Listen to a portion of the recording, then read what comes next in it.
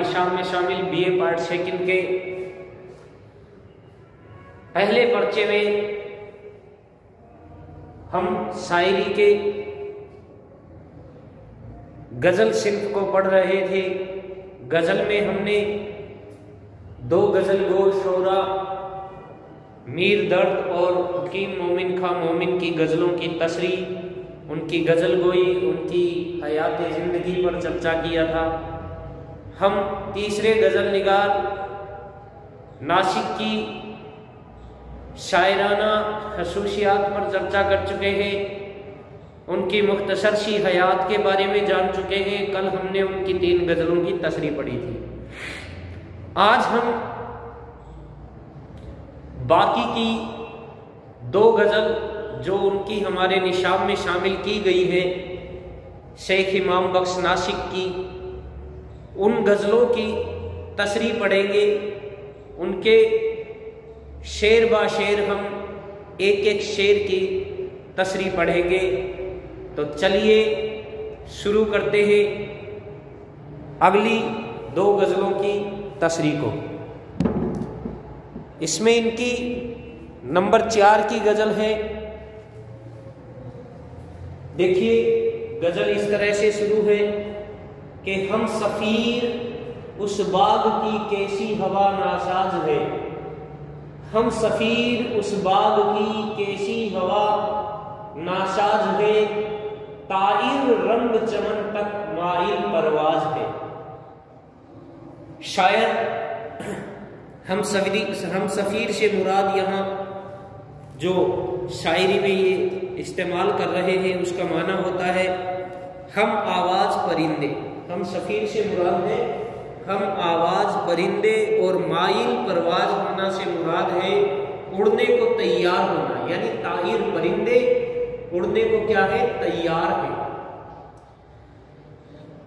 नासिक देखिए शायरी में अपने शेर में नासिक बयान कर रहे हैं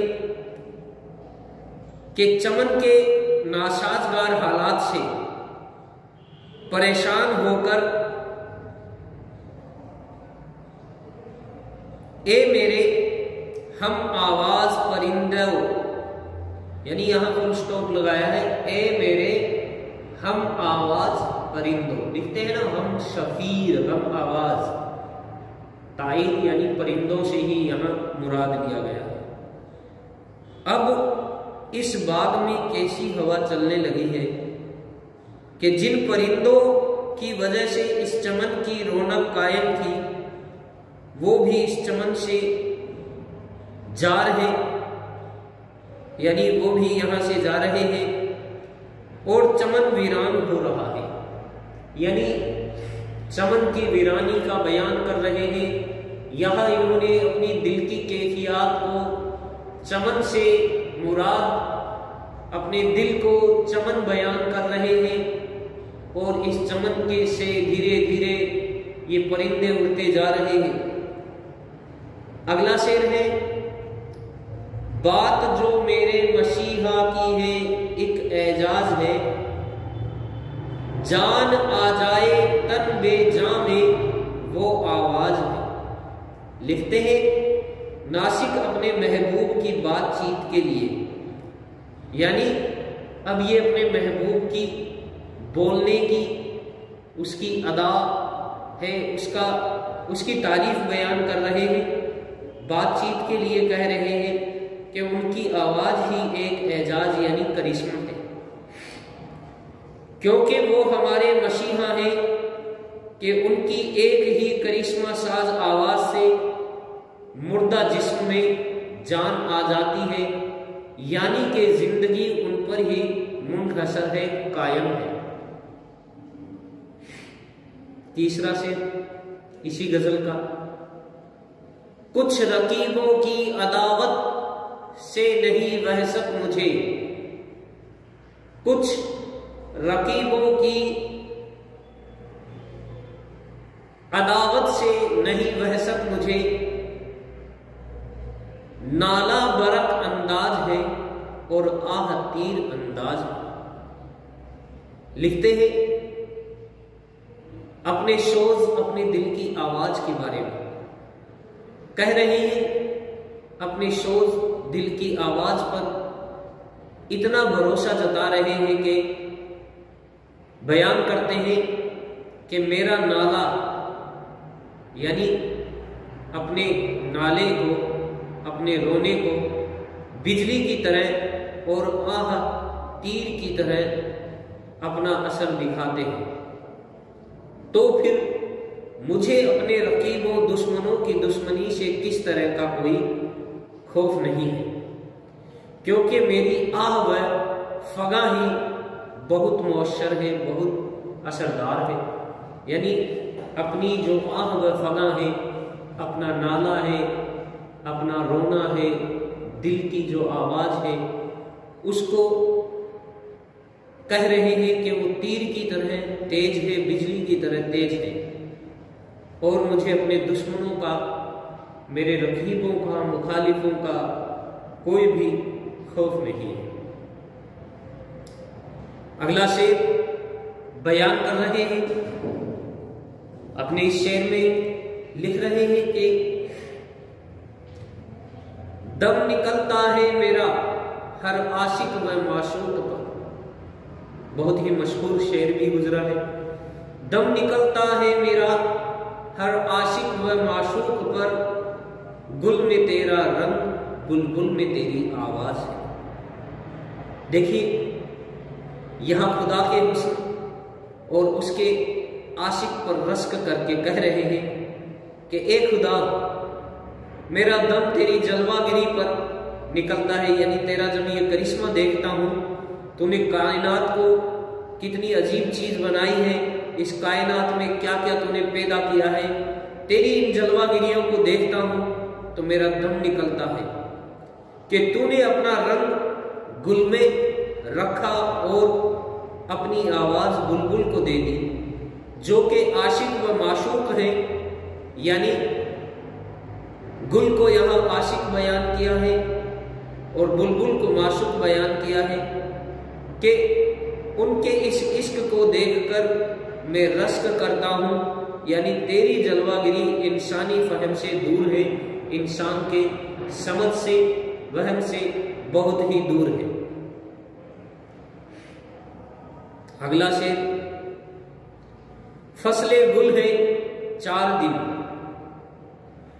आया तोबा है मदाम, उम्र भर ए मैं कशो, बाब अजाबत बाज है। यहां मेकस शराब पीने वालों से बयान किया है, मदाम यानी हमेशा दायम कायम रहने वाला बयान किया है। बाब अजाबत बाज से मतलब माना है कबूलियत का दरवाजा। बाब अजाबत बाज से मुराद है कबूलियत का दरवाजा। लिखते हैं मैं खाना में मैं की आदत वाले लोगों से कह रहे हैं कि कैफ व सरूर के अयाम कम ही है। यानी ये जो मजे ले रहे हो तुम, जो शराब पी रहे हो, जो मजे लूट रहे हो, इन चीजों के जो दिन हैं वो कम ही है। कहते हैं लेकिन तौबा के लिए पूरी उम्र बाकी है। इसलिए ए मेकशो, ए पीने वालों, तुम उस तौबा से फायदा उठाओ कि उसको बारगाहे खुदाबंदी में शर्फ कबूलियत हासिल हो। यानी तुम ऐसी तौबा करो कि तुम्हारी जो दुआ है, वो तुम्हारी जो तौबा है वो बारगाहे खुदाबंदी में कबूल हो जाए, क्योंकि ये दरवाजा सदा खुला रहता है। हमेशा अल्लाह ताला अपने बंदों को तौबा का दरवाजे का रास्ता बंदों के लिए खुला रखता है। अगला शेर, जब लगा दी आग गम ने रक्स खुशहाली क्या, ये दिल पर दाग क्या ताउस आतिशबाज है।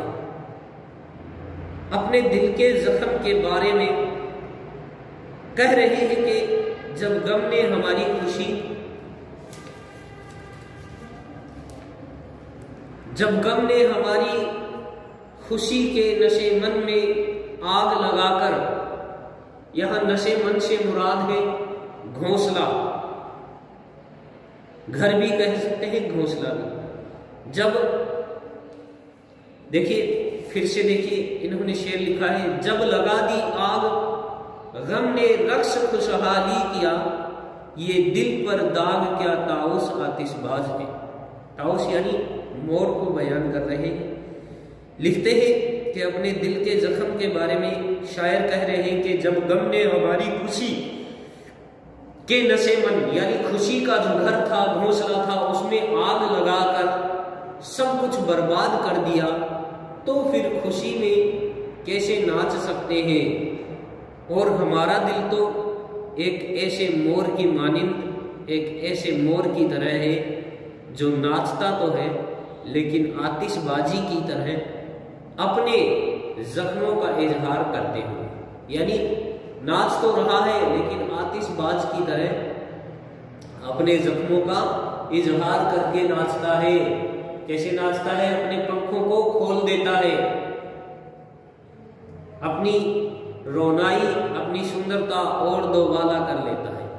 यहां 7वां शेर बयान करते हैं, अब्र है इस अब्र रहमत की सवारी का गुबार, रौद भी उसकी जलों में एक बर्क अंदाज है।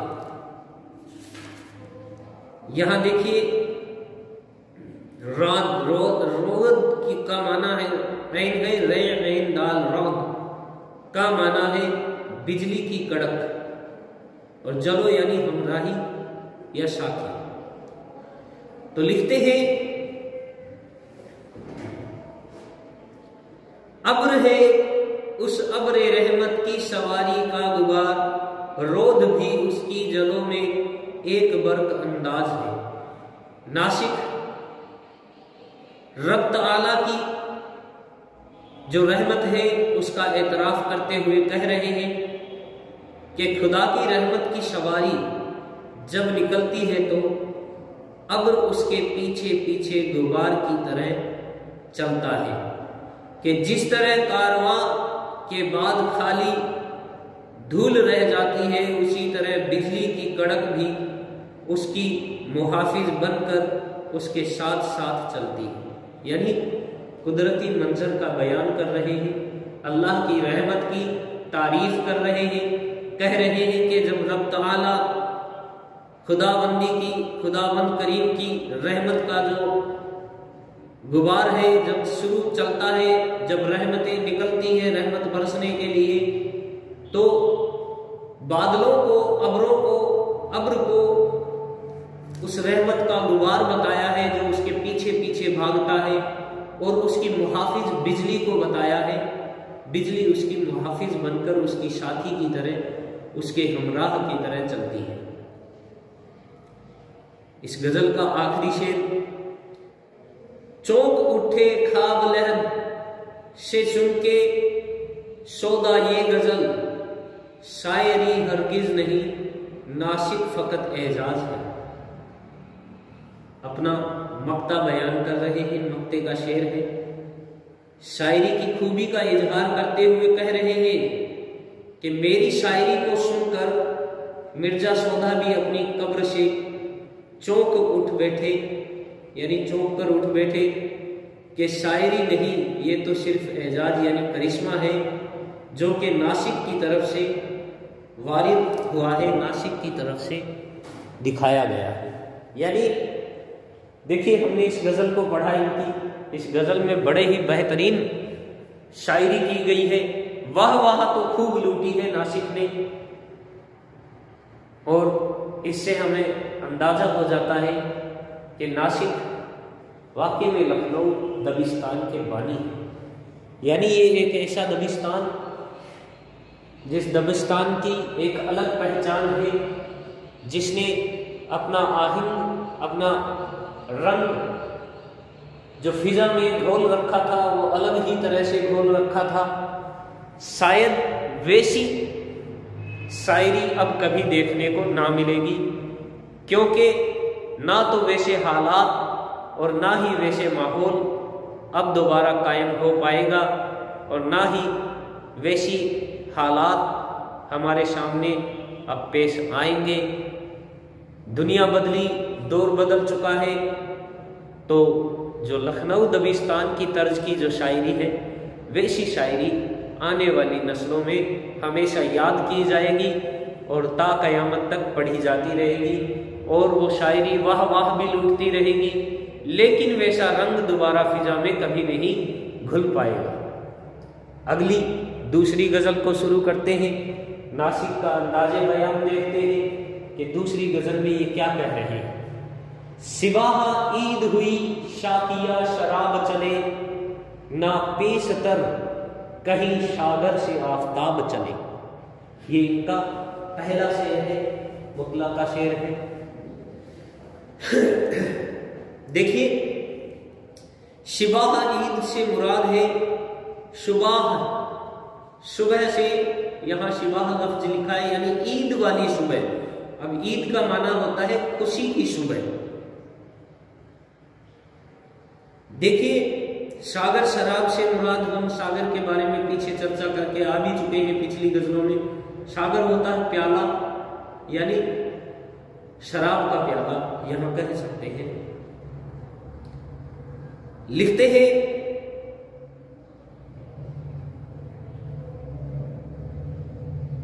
इसमें शायर कह रहे हैं कि आज तो सुबह खुशी का पैगाम लेकर आई है।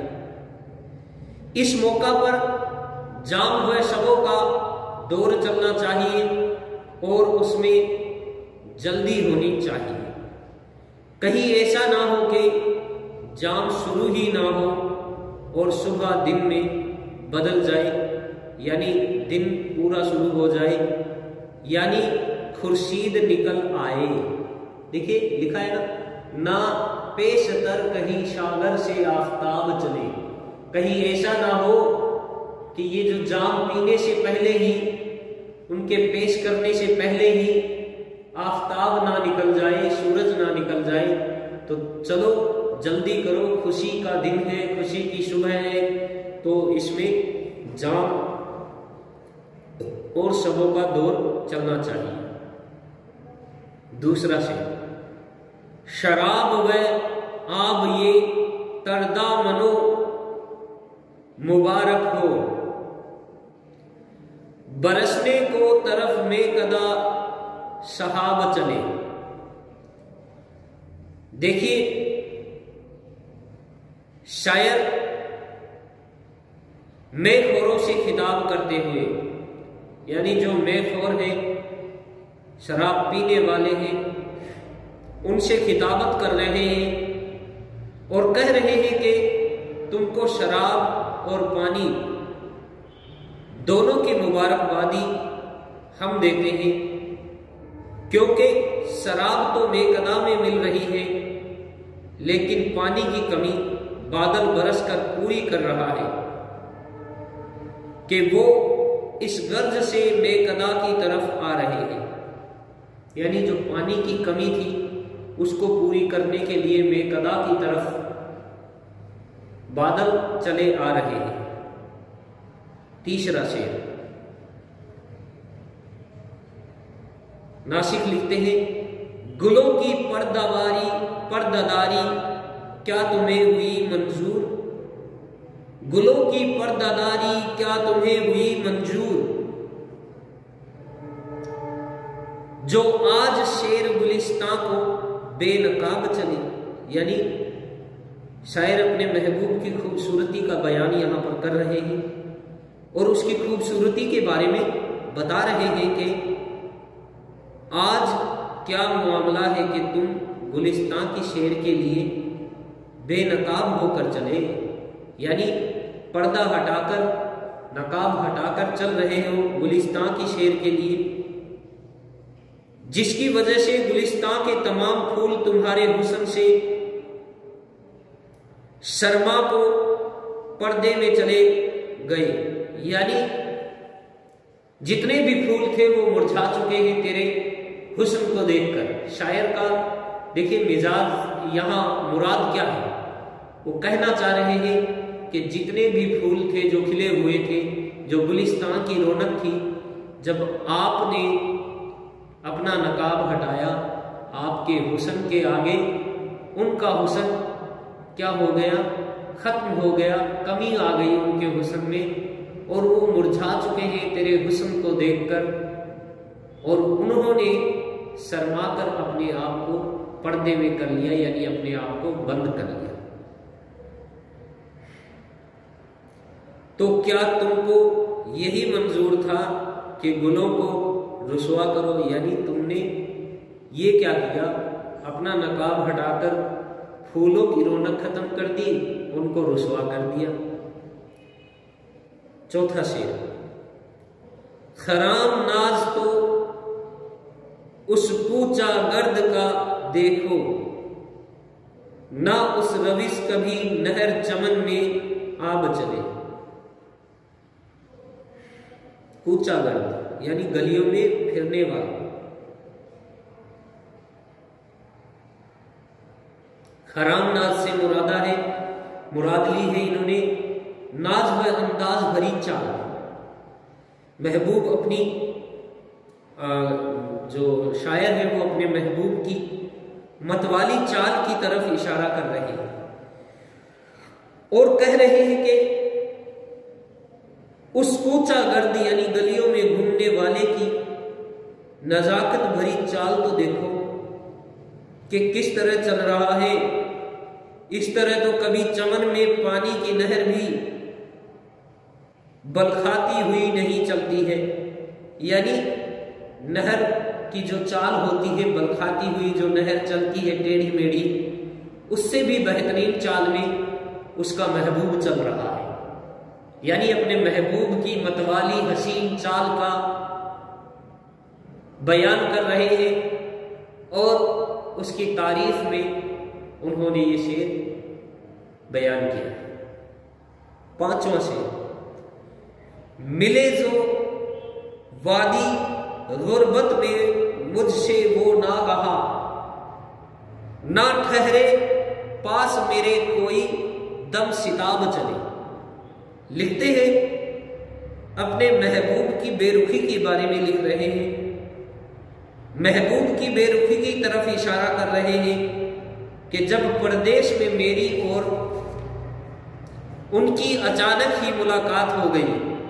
देखिए लिखा है शेर में कि मिले जो वादिये गुर्बत में मुझसे वो ना कहा, ना ठहरे पास मेरे कोई दम सिताब चले। लिखा कि परदेश में उनसे जब मुलाकात हुई, उनकी अचानक ही मेरे से मुलाकात हुई तो अनजान बन गए और मेरे पास ठहरने और खैरियत मालूम करने के बजाय फौरन चले जाना बेहतर समझा। मेरे पास रुकना भी गवारा ना किया, यानी मुझे बिना देखे मुझे इग्नोर करके चले गए। अगला शेर, चला में सूरते बदमस्त ठोकरे खाता, चला में सूरते बदमस्त ठोकरे खाता, वो यूं चले कि कोई सागर शराब चले। वो तो जैसे मेकदाओं में प्याले शराब के जाम के चलते जो जाम चलते हैं उनकी तरह चले जा रहे। देखिए लिखते हैं शायर, यहां आतिशे इश्क के जुनून से मेरी ये कैफियत हो गई है, यानी अपनी कैफियत बयान कर रहे हैं, अपने दिल का हाल बयान कर रहे हैं कि इश्क की तपस में, आतिश यानी आग, यहाँ तपस, इश्क की तपस के जुनून में, यानी जो उसका जुनून है इश्क का, उसकी जो तपस है उससे मेरी जो कैफियत है, मेरी हालत है वो ऐसी हो गई है कि मैं बदमस्त होकर ठोकरें खाता हुआ चलता हूं। और मुझे कुछ एहसास नहीं रहता है, लेकिन महबूब की चाल इस तरह की है कि ऐसा लगता है जैसे कि वो नहीं बल्कि शराब का जाम ही खुद लड़खड़ाता हुआ चला जा रहा है, खुद लड़खड़ाता हुआ जाम हमारे पास चलकर आ रहा है। सातों से मक्ते का शेर बयान करते हैं। बरंगे साया रवाना हुआ में जानिबे शिर्क, बरंगे शाया रवाना हुआ में जानिबे शिर्क, जो सूए गरुब वो मानिंदे आफताब चले।